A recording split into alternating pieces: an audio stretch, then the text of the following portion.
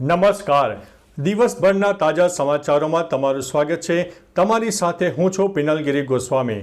સમાચારો વિસ્તારથી જાણીએ એ પહેલા મહત્વના સમાચારો ઉપર એક નજર.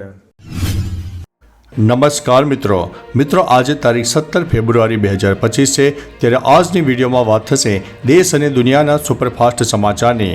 સૌપ્રથમ વાત થશે મતદાનમાં બબાલ થઈ, વાત છે ભાવનગરની.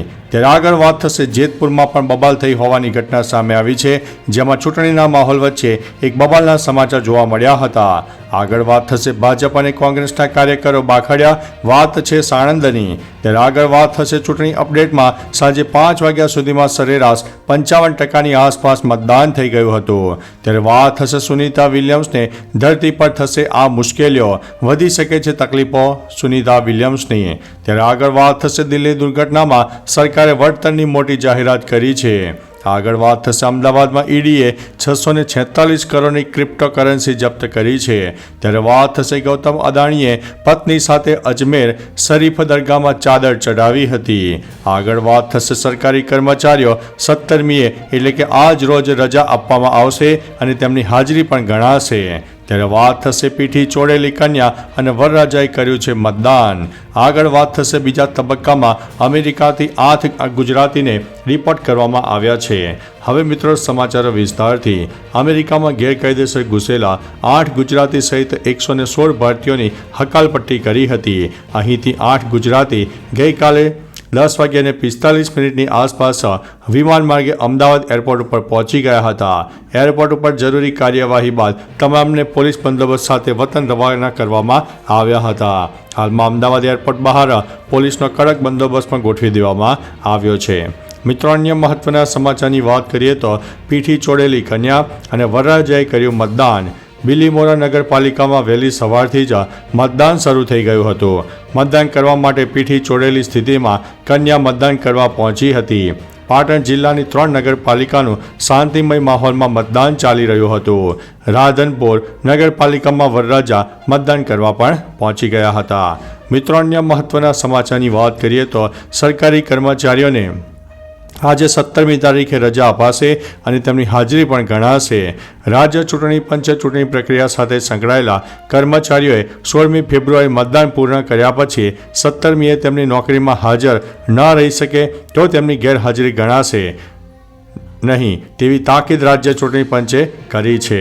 આથી કર્મચારીઓ આજે તારીખ 17મીએ નોકરીમાં ગેરહાજર રહેશે તો પણ તેમની હાજરી પૂરવાની રહેશે તેવી સૂચના ચૂંટણી પંચે આપી છે. મિત્રો અન્ય મહત્વના સમાચારની વાત કરીએ તો ગૌતમ અદાણીએ પત્ની સાથે અજમેર શરીફ દરગાહમાં ચાદર ચડાવી. ભારતના જાણીતા ઉદ્યોગપતિ ગૌતમ અદાણી શનિવાર સાંજે પત્ની સાથે અજમેર શરીફ ગયા હતા. ગૌતમ અદાણીએ તેમની પત્ની પ્રીતિ અદાણી સાથે અજમેર શરીફ દરગાહને ફૂલોની ચાદર ચડાવી હતી. આ ખાસ અવસર પર અદાણીએ કાળા કલરનો સૂટ પહેર્યો હતો અને માથા પર પારંપરિક ટોપી પણ પહેરી હતી, જ્યારે તેમની પત્ની પ્રીતિ અદાણીએ લીલા રંગની સાડી પહેરી હતી અને માથા ઉપર પણ પલ્લી નાખ્યો હતો. મિત્રો અન્ય મહત્વના સમાચારની વાત કરીએ તો અમદાવાદમાં ઈડીએ 646 કરોડની ક્રિપ્ટોકરન્સી જપ્ત કરી.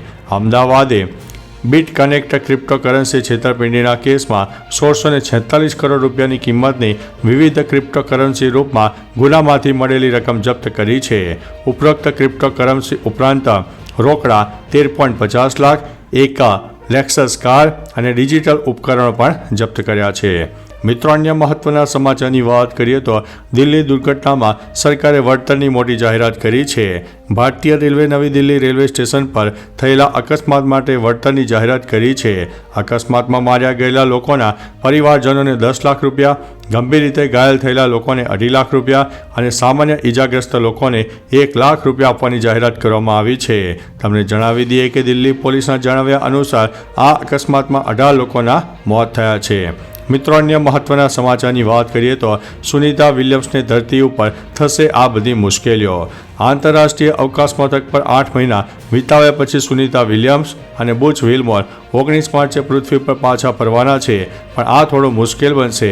સુનીતા માટે સૌથી મોટો પડકાર પૃથ્વીના ગુરુત્વાકર્ષણ બળ સાથે ફરીથી સમાયોજિત થવાનો રહેશે. લાંબા સમય સુધી વજનહીન વાતાવરણમાં રહ્યા પછી શરીર પર ગુરુત્વાકર્ષણની અસર આંચકા જેવી હશે. શરીરમાં ઘણી સમસ્યાઓ પણ થઈ શકે છે. મિત્રો, અન્ય મહત્વના સમાચારની વાત કરીએ તો ચૂંટણી અપડેટમાં ગઈકાલે સાંજે 5 વાગ્યા સુધીમાં સરેરાશ 55% મતદાન થયું. રાજ્યમાં પાલિકા અને પંચાયત ચૂંટણીનું સાંજે 5 વાગ્યા સુધીમાં સરેરાશ મતદાન 55% નોંધાઈ ગયું હતું. નોંધનીય છે કે ગઈકાલે રવિવારની રજા હોવાથી ઘણા લગ્નો હોવાથી મતદાન ઓછું થયું છે તેવી ચર્ચા પણ છે, કેમ કે ઘણા મતદાન મથકો ખાલી જોવા મળ્યા હતા.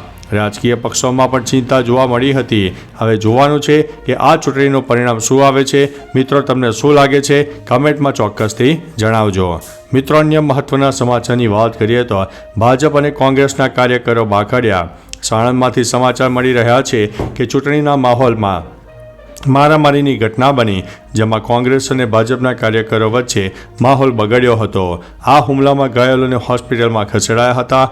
સાણંદની ન્યૂ એરા સ્કૂલમાં ભાજપ અને કોંગ્રેસ વચ્ચે છૂટા હાથથી મારામારી થઈ. કોંગ્રેસે આક્ષેપો પણ કર્યા, એકબીજાના કપડાં ફાડ્યા અને સમગ્ર મામલે પોલીસ ફરિયાદ પણ દાખલ કરવામાં આવી છે. મિત્રો, અન્ય મહત્વના સમાચારની વાત કરીએ તો જેતપુરમાં બબાલ. રાજકોટ જેતપુરમાં ચૂંટણીના માહોલમાં બબાલ થઈ હોવાના સમાચાર મળ્યા. ખાસ કે આ ઘટનામાં પોલીસે મતદારોને ધક્કા માર્યા અને મતદારોને બહાર કાઢ્યા હોવાના આક્ષેપ પણ કરવામાં આવ્યા છે. જેતપુર મતદાન મથકે ગોલમાલ થતો હોવાનો આક્ષેપ અપક્ષ ઉમેદવારે કર્યો છે. અપક્ષ ઉમેદવારે તંત્ર અને પોલીસને રજૂઆત કરી છે. અપક્ષ ઉમેદવાર રીના દવેએ પોલિંગ એજન્ટનો આરોપ છે. તંત્રની કામગીરી સામે સવાલો પણ ઉઠાવ્યા છે.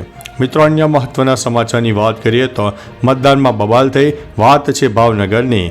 ભાવનગર નગરપાલિકાની ચૂંટણીમાં બબાલ થઈ હોવાના અહેવાલ મળ્યા હતા, જેમાં મતદાન મથક પર ટોળે-ટોળા વળવા લાગતા મામલો બબાલ થઈ હતી. તળાજા વોર્ડ નંબર 4માં મતદાન મથક પર હંગામો થયો, જેમાં કર્મચારીઓ ભાજપમાં મતદાન કરાવતા હોવાના આક્ષેપ લાગ્યા. પ્રિસાઇડિંગ ઓફિસર પર કોંગ્રેસના ઉમેદવારે આક્ષેપ લગાવ્યો છે. ભાવનગરમાં ડેપ્યુટી કલેક્ટર સમગ્ર મામલે કાર્યવાહી કરતા મતદાન મથક પર ચુસ્ત પોલીસ બંદોબસ્ત ગોઠવી દેવામાં આવ્યો હતો. તો ચાલો મિત્રો, ફરીથી દેશ અને દુનિયાના સુપરફાસ્ટ સમાચાર લઈને મળતા રહીશો. ત્યાં સુધી અમને રજા આપશો. નમસ્તે.